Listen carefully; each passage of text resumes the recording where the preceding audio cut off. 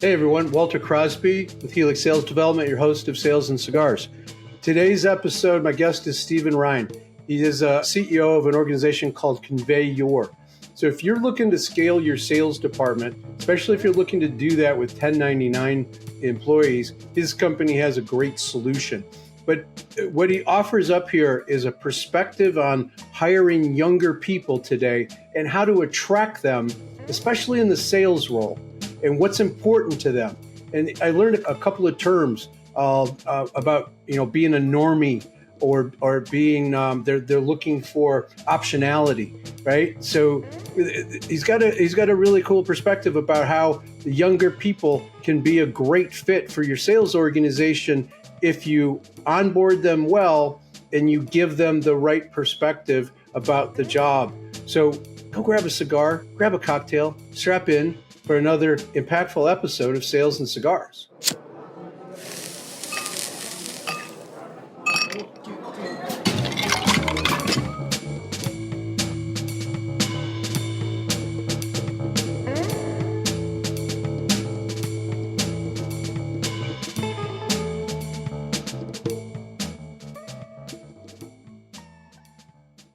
So, Stephen, welcome to Sales and Cigars. I appreciate you taking some time to have a chat.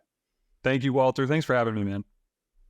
I think this is going to be a fun conversation, and I know the audience hears me say that a lot, but I don't say things I don't mean. So, let's kick off the way I usually do. Tell me about a book that you either read once or twice a year or reread, or that you gift often in a business context. Well, the new one that I'm gifting more and that I'm really about right now is this one, Simple Numbers 2.0. It's by Greg Crabtree. Are you familiar with Greg Crabtree? I've read that book. Yeah, it's fantastic. And it was kind of eye-opening. The reason I like it is because I found that a lot of indecisiveness in where to go in a business, how to scale it, everything it really comes down to, are you confident with how you're going to get a return on invested capital? And do you understand like your thesis around like why you're going to do it and what looks like a good bet? So that's what I liked about the book. It actually added a lot of confidence in, am I running a good business right now?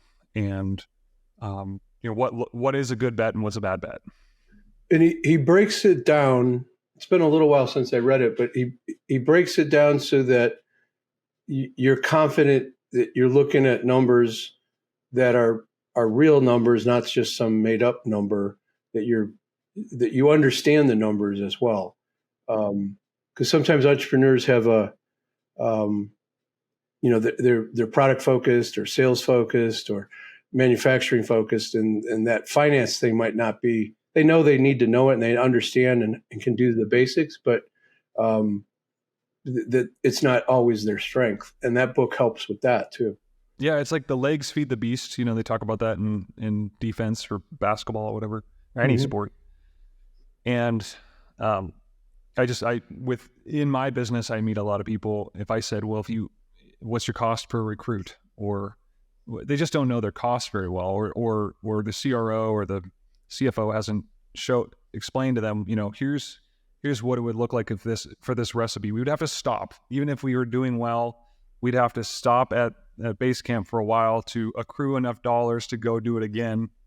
Those types of things. So if they understand he calls it like the velocity on your balance sheet, you really understand if you've got room to grow sustainably or not. And I saw last year, we do a lot of business in the solar industry and saw a lot of changes in solar, a lot of financing go away, interest rates to go up. And you saw a lot of people that were doing deals and growing, but they weren't growing sustainably, and it affected their businesses. So it actually got me thinking a lot about it. That's why I brought the book back up to be a student of it. That's. I mean, I haven't had that book. Sometimes there's repeats, right? You see a lot of, but I haven't seen that one pop up when I've asked that question. And I think it's a book that most CEOs could benefit, take something out of it. It's not I wouldn't say it's a super easy read. You got to pay Yeah, attention. it's not that type of book. That's why I like it. It's yes, I love all of my self help books, but this book was one of those kind of got to eat your broccoli kind of type of books. It's chocolate broccoli, right? This is the broccoli. Yep. But it's kind of like The Road Less Stupid. You read The Road Less Stupid? Yep. Kind of like one of those books where, it doesn't feel good when you're reading it, but it really makes you start thinking and making changes. And my wife's a CPA auditor, so she's numbers person, and I'll ask her questions about things that were in that book and then just in general. And I don't know that part of the work. If I had to do what she does for a living, I think I'd shoot myself because. But it's important stuff. Yeah. Especially for larger organizations to truly understand, is your cost structure what you think your cost structure is? Are you really making money? If you make that investment in that piece of equipment or that individual, what do they need to do to get a return on it? And it's probably not surprising to you, but there's a lot of people that don't have any idea what their acquisition costs are or their onboarding costs are or any of that. So right. And the other thing is they don't really, if you don't know these as a leader, if you don't know your physics of your business, then you can't really go to your head, chief revenue officer or your VP of sales and say, I confidently say you should go out and do. I agree to the mission or the strategy you have because I can see how it aligns with the physics of the business. If you're not confident in that, then how are you going to vet their strategies beyond just the numbers that they're accountable for? Right. Well, there's another piece I talk about in my book that it's aligning what their vision is as the CEO, as the visionary, like what that vision is, the strategy for the business with the strategies for each one of those departments, and making sure that those align. That's not on the department head or the director or the C-suite person. It's on that CEO. He or she really needs to, as you say, understand their numbers to say, I understand what you're trying to do, but it isn't going to match up with what we need to do overall. And if they can articulate that, and that VP of sales or CRO is competent, they should be able to say, all right, give me a minute. Let me go back and look at this again and see, and come back to you with a different strategy. But it's really incumbent on the CEO to know, the bottom line. That's right. Or what's going to have to change. I mean, if you say, hey, that's a VP of sales, is an amazing opportunity that you have in front of you. I'm so glad that you've, surfaced this. But based on that, I understand that this would have to give over here. We would have to raise money because we would not be able to grow sustainably. We wouldn't. Our buyback period for the acquisition of that new customer would be too long. And if I know those, if I understand the business well enough, then I know what has to change to make his strategy work. Well, that's the other side of that coin, right? And I've seen customers get all excited about a deal that's 5 times bigger than what they normally do, and it's with a company that they always wanted to do business with, and just things like the terms can put somebody out of business. For having to carry that $300,000-$400,000 for 6 months when they're not capable of carrying it past 2 months. Right. So understanding that, and then getting the right processes in place are critical. So that's again a great recommendation. So let's talk a little bit about your entrepreneurial journey. How did you get to where you are running this business? Well, starting in college, I went to University of Washington. I was a rower there. Rode University of Washington, very much into sports, but I had no real direction in life beyond I just wanted to be a jock, and I didn't have a direction in terms of college. In fact, I dropped out of college back in my sophomore year, and I found Vector Cutco, so the Cutco knife company, and what was that was the start of really like my entrepreneurial journey, because before becoming an entrepreneur, I learned how to hold myself accountable, how to manage my time, how to run my own business as a 1099 based sales rep, right? And get some independence there. And that really started everything. But the community really were my colleagues, like my college buddies, is the community that I got there. And parlayed that after about 5 years, I hit Hall of Fame in the company in sales and was really into technology. I was married, 2 young kids, moved back in with mom, with the family, taught myself how to code, and launched our first product, which is they're still using today. Vector Cutco still using to manage their reps out in the field. So it's a rep relationship manager. And that really kicked everything off. From there, I started building other applications, and eventually launched Convey Your, which is my company now. And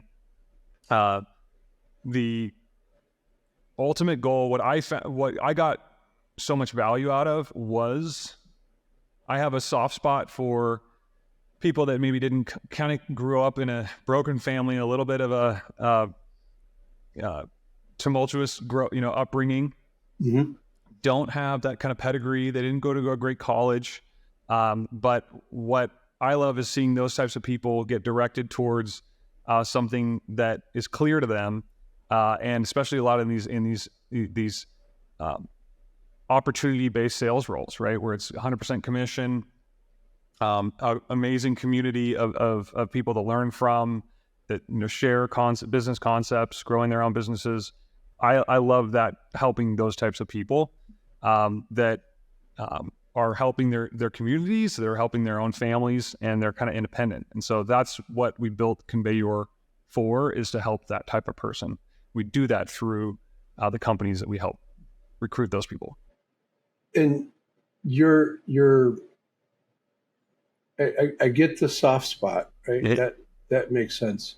What do you look for in that person, right? If you can see the disadvantage, but you see something, like, what are those things that give you the perspective that they might be able, with the right support, be able to go chase their passion? Is it their passion, or is it something else? Honestly, what we found is really, it's this simple. What I've seen in all companies that are commonalities, the people that are successful in these roles, these really opportunity 1099 based roles where they, 1099 commission rep, it's that they have context. They have something that they've done before that was hard, where they exhibited grit, and they understand the value of hard work, and they want something better for their life now. So even if it's just somebody, hey, I worked the graveyard shift and I worked hard at a restaurant, or I worked as a sweeper or something like that in the overnight shift, or I had this other role and I worked very hard, but I didn't excel, or I didn't move up because of the limitations of the business. Those types of people tend to do very well because they have perspective. So it's really that simple in terms of entry level, looking for people.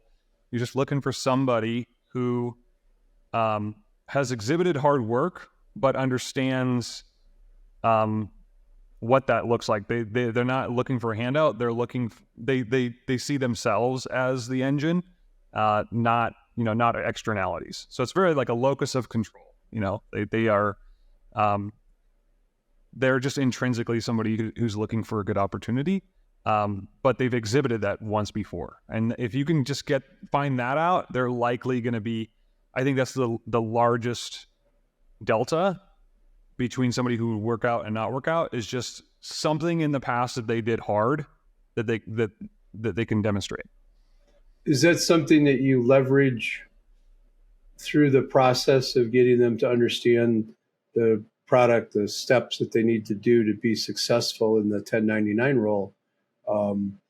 That, this is like what you did for those 3 years pushing a broom between midnight and 8 o'clock in the morning, or, slinging coffee at, It is very much something that you leverage because you connect to, for example, right now in the space of direct sales, right, there are people positioning and even educating young people on the concept of outcome-based pay. It sounds like obvious, for a seasoned salesperson to understand the idea of getting paid based on outcomes, but just educating young people, because we typically recruit and onboard and train a lot of younger folks, educating them on the idea, like, hey, you worked just in the way that you worked really, really hard in college baseball, or really, really hard in this at your role at In-N-Out Burger, but didn't get paid anymore, or didn't get any more minutes or whatever. Come here, and this is the container. Your work and your effort and your outcomes will be greater and bigger as a result of how much effort and grit you put in. And you actually signal that to the people that you're potentially recruiting. So you actually put that out there so that you're signaling to the right people, and attracting the right people versus the people that want to hide in the organization. Yeah. And you're finding is that's becoming more popular, easier to find in the younger generation? I think it is. I think it generally is. You think it'd be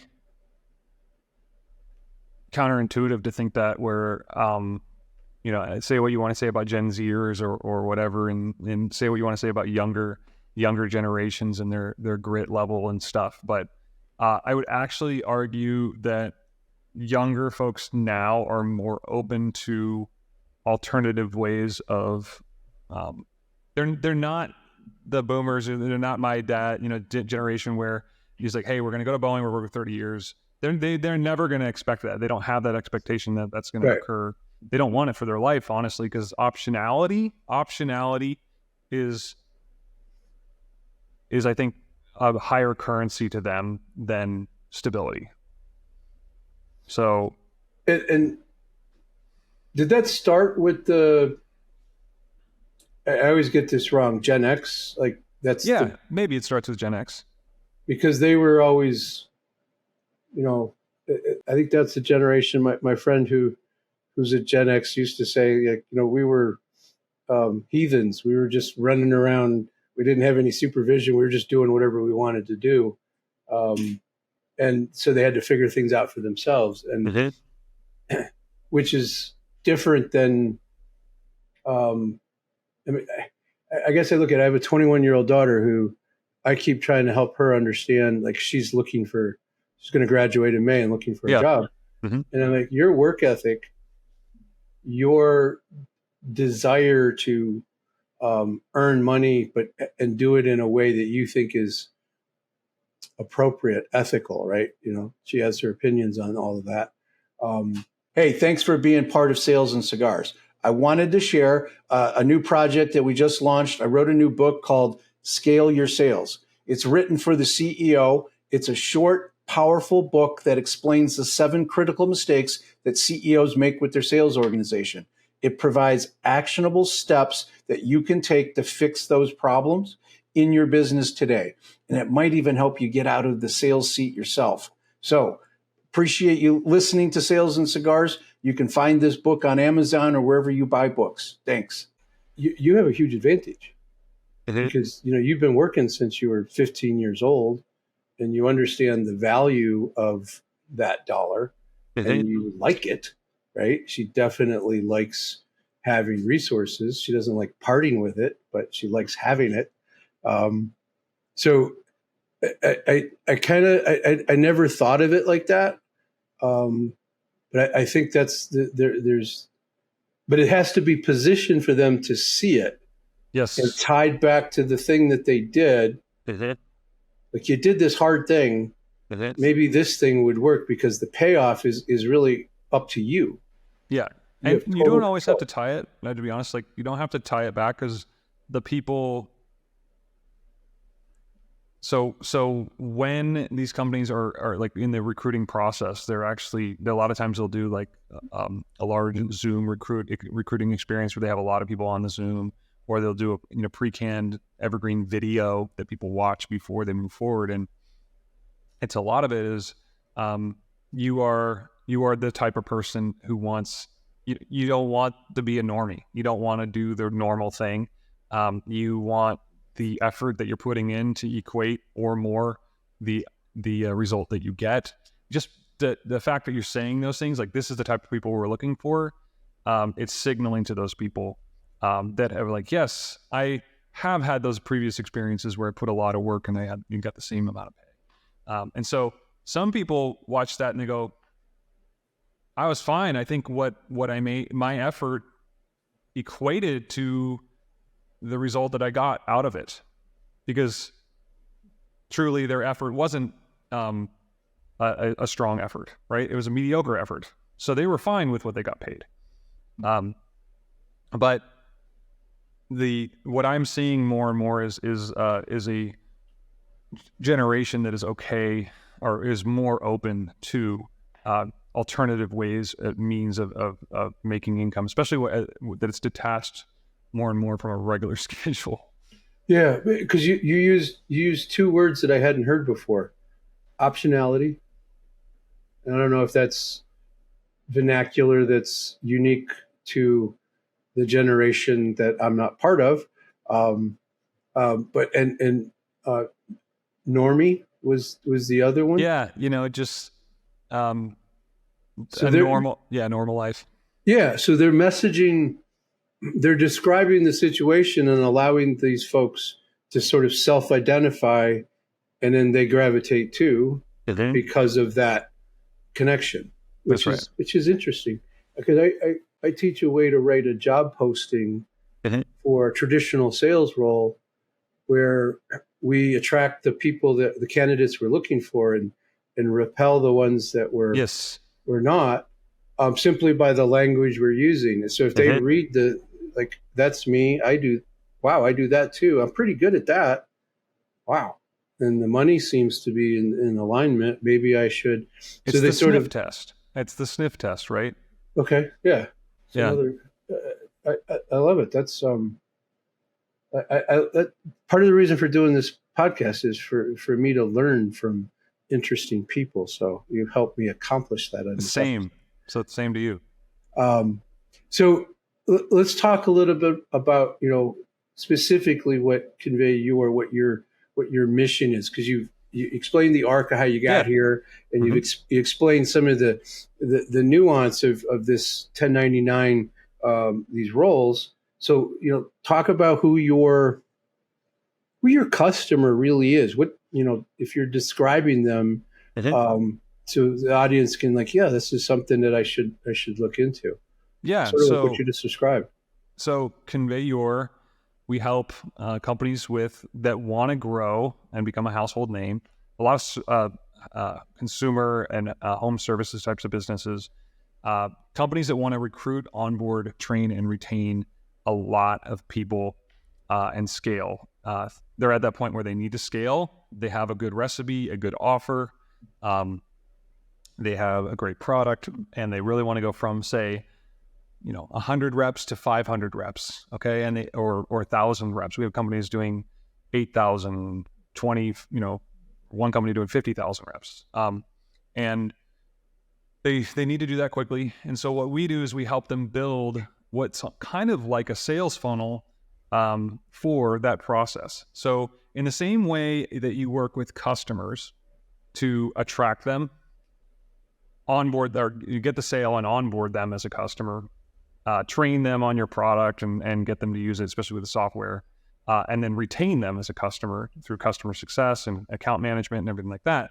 It's the same stuff for sales reps and for technicians and for and for workers, which is to recruit, aka sales, onboard, all the HR and the badging up of the rep and getting them all wired up into all the different tools, training them so that they can actually do the job, and then retaining them. And so what our product does is all of that. It's basically like combining a applicant tracking system, a HR onboarding platform, a full LMS training platform, and a text message platform to support the field, and baking that together so they all work together for this business model of large amounts of sales reps and technicians. For that company that already has it baked, it's working, and we just need to scale it. And so can you help me or describe the relationship? So, all right, Stephen, I want to hire another 100 reps in the next 6 months, let's just say. And I want to get them up to speed. So our third and fourth quarters are killers for us. So I need them out there in the streets. Yeah. Are you hiring them? They become the 1099 with you or with the company? Oh, with the company. So we are the platform. We consult with the company to build out their systems. They own their system, or they own it, and they run it. You teach them how to manage this. You support them. You probably come in with updates and teach them the new little things that you're doing. And you're teaching them how to go find these people, or are you finding them for them? We don't find them for them. So we do work with some other sourcing partners. One called Allure out of Florida, Allure Creative, and they do sourcing. So they do target instead of Indeed, which is more of like a net looking for anybody looking for a job. They do targeted social media recruiting to people that look like they're focused on a performance type of life. Okay. And so they're great for us because it's very symbiotic. We help, they help find and source contacts. We help put them through a funnel that's way more efficient than a typical funnel. So one thing I like to, if people are going, well, hey, we have a recruiting arm, we have an onboarding arm, we've got HR. What is different about this? Well, how I like to describe or really help people really remind them is, as you scale a company, every department, so you have a recruiting department, HR, onboarding, trainers, maybe retention HR people, or sales coaches. Each one of them departmentalizes silos, and they get more and more efficient for just their department. They don't actually get more efficient for the rep. They get more efficient for their department, okay, for their numbers that they're accountable to, all that. What actually sucks is the rep experience. Yeah. Okay, so the actual single thread experience of a rep going through that process is actually terrible. And customers experience this with large megacorps, whether it be buying software from Oracle or IBM or whatever. You're talking to 16 different people in the life cycle of your sales process.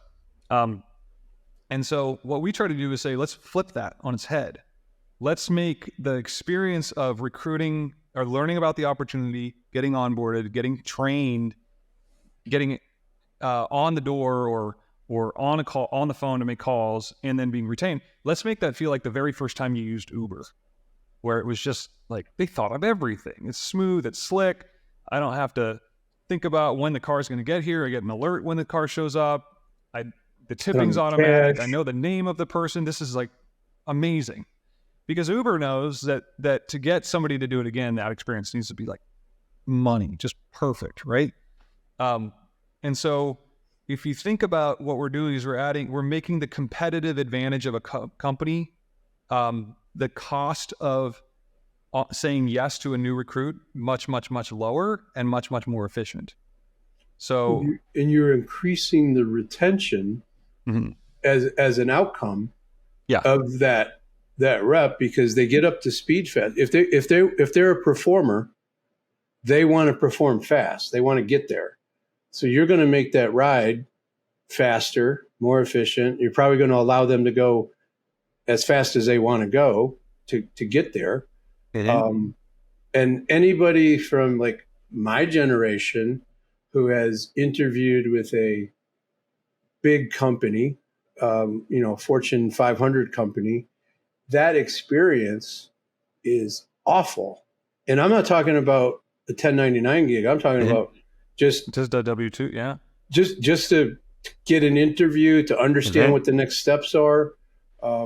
Just to get information. And think about a young group of people, okay? So the difference is young, especially younger folks. I mean, when I say young, I mean like any under 40, okay? But like, younger folks are used to the way you purchase things, information immediately. It's a text away. It's an Instagram click away. It's very quick to get information to see if I want to move forward and purchase this product. And then we've got these systems and these funnels for bringing people on, even if it's good talent, that is almost like a chip on the shoulder. So the whole process is, you would be so fortunate to come work for my company. And we're going to put all of these very like stodgy barriers and slow timelines to get you to be interested in our company, because if you were to come on, you would be blessed to work for us. That's kind of like the model that is the culture that I've seen in big companies, right? It makes everything that you said before makes sense because of who you're going after and why you're going after it. So, I mean, I just have another, I'm a sales guy, so I'm thinking about this sale that you make to a company. It can't be to an HR person. It can't be to the salespeople. Is it the CFO? Is it the CEO that has to? Because they don't care that they're going to lose headcount in a department, right? They're going to see like, I'm going to get rid of all these people, and it's going to save me money, and it's going to pay for this, and I'll be efficient for a long time. So you got to talk to the CEO. Yeah, so CFO or VP of sales are typically who we're talking, to. That's who we sell to. Is someone who says, hey, to hit our numbers, is we're going to definitely have to have this many more reps, this many more inside salespeople, outside salespeople. So it's definitely a numbers game when it comes to just the sheer size of the field, as well as, hey, what can we do to increase the productivity of all the reps we currently have? So one thing I like to draw a correlation to is think about your recruiting, onboarding, training process, and then apply that to what it would look like to take that same process and give it to prospects, your prospects for your customers. Would it be good? If it was your prospects, if it was a customer experience, let's go through that, right?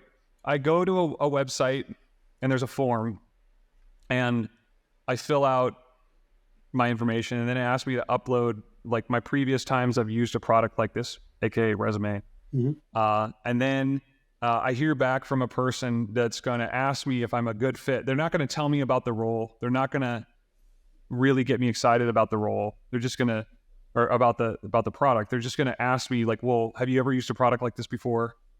How many years of experience do you have using a software product like ours? That's what we do, is we immediately start trying to reject because we're so used to getting too many resumes. Okay.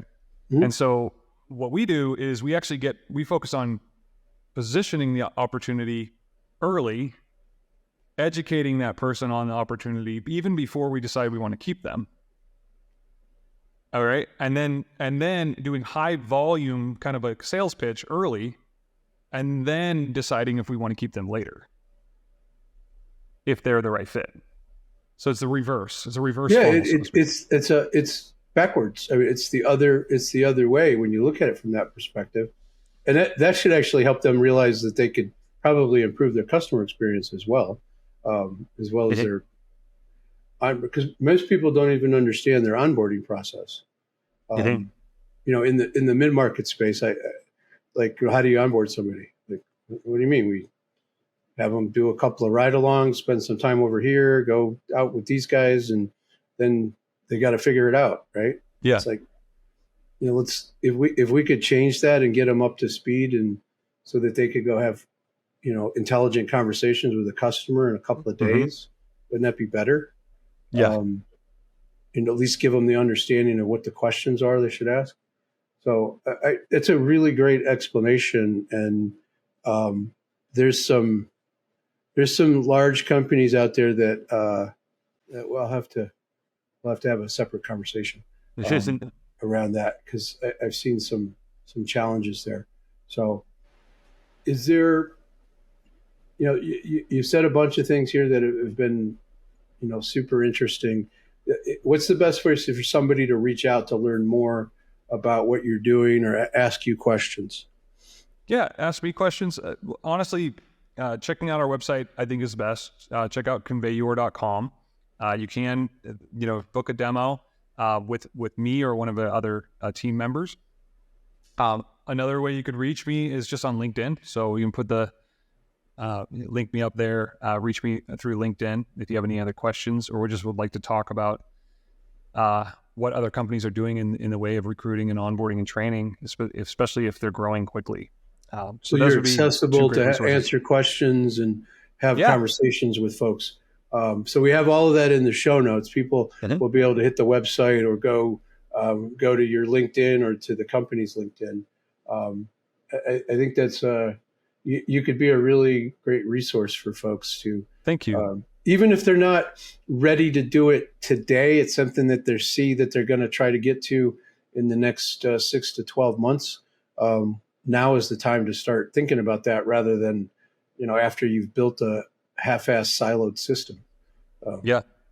My words. Yeah, I mean, if I could give a call to action, I mean, just, think about, you could just go to your heads of, your head regional managers, your head regional sales, and ask them, if I added 100 more reps to your plate, or 100 more people on your team, some number that's kind of large, what would happen? And where would the pain be for you? And you'll get so many answers just from that one question. Oh, that's a great idea. Yeah. So nobody wants to grow into pain. And so no one's going to care about the business as much as the CEO, the VP of sales, like the people that are really bought in and have ownership. Yep. And so, yes, everybody else gets incentives, but it's just not the same. And so honestly, what they care about is, will I have more meat on my plate or more plates to spin? And they should be spending their time building relationships and helping be sales coaches, not answering questions on how do I ask questions around how commissions are ran, or where do I go to get this customer unstuck? And it's all those painful little paper cuts that are giving you back pressure and having managers push back on your business. And so what can you do to take those things off their plate higher up in the funnel?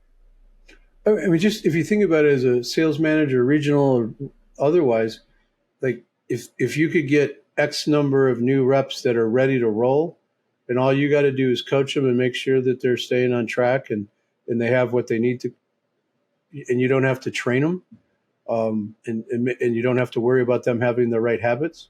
Yeah. Hello. It'd be life-giving. Yeah. Yeah. Be awesome. So that's great. Last question, Stephen, past or present, any relationship with cigars? Yes. Whenever I think of cigar, I think about my dad. So it would be big coats, a big coat on a porch in the cold with cigar and scotch. It would be, and then long conversations. So whenever he comes and visits, he's pushing for a cigar. I'm not a cigar aficionado at all, but I do enjoy one or two a year with people I care about, whether it be a dad or a friend, and it's typically in the colder months. I don't know why. Maybe we just it's Texas, so it's 98 degrees outside. It's not always my favorite cigar weather in the summer. So that's not you need a good shop to go to, a good lounge to go to enjoy some air conditioning and cigars. I've had some great experiences, with a little bit of heat, dressed properly, and sitting out in a on the patio with a friend, cigar, and a little bit of brown doesn't hurt to help keep things lubricated. But those are it's a very common answer. Meaningful relationships and conversations. That's a good story. I appreciate that. I said I was looking forward to this. I think we add some big value to our audience. Thank you, man. Appreciate it. Thank you, Walter. Thanks for having me. Thanks for being part of another fun episode of Sales and Cigars. Let me ask you a question. Are you tired of struggling to hire sales talent that's going to move the needle for your company? Well, maybe you should attend my Sales Hiring Secrets program and discover the number one mistake that business owners are making with hiring sales talent in their organization. The details are in the show notes. Click on the page. It gives you all the details. It gives you everything you need to know to solve the problem of sales talent on your team. Thanks.